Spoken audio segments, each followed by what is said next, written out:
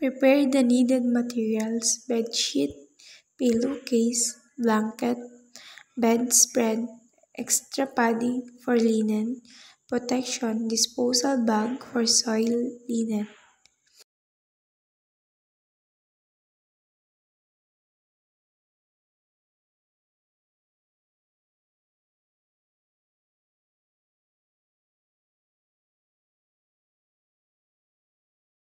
Rise or lower bed to comfortable working height.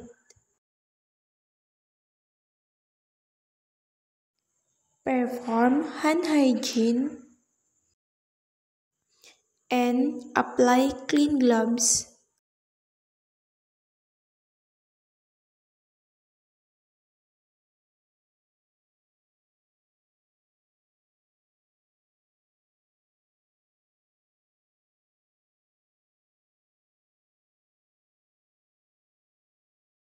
Assist patient to side lying position close to ventral exposing half of bed.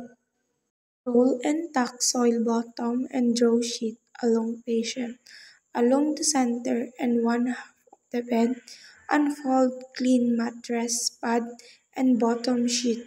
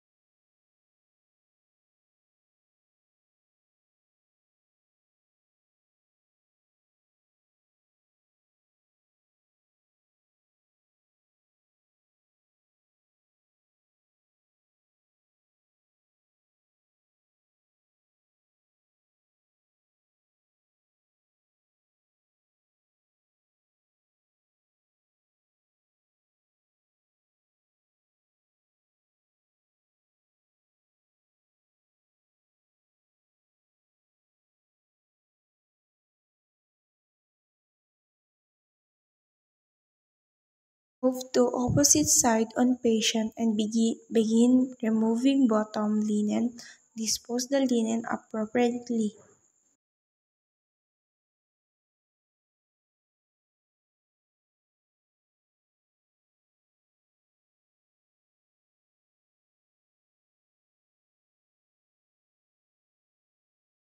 Unfold and clean linen from under patient, ensuring smooth and tight, and tuck accordingly.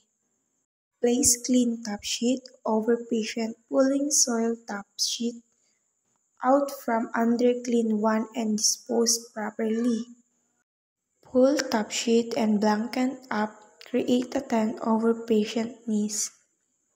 Tuck top linens in a sheet of bed with meter corners and be placed as needed.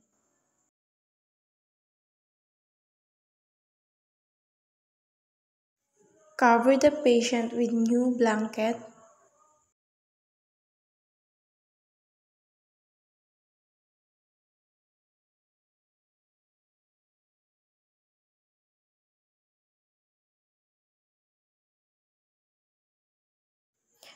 Remove the blanket smoothly while replacing new blanket.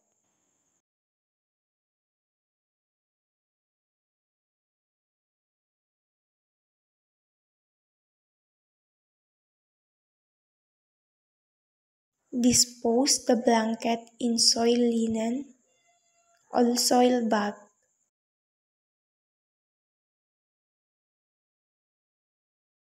Lower the bed.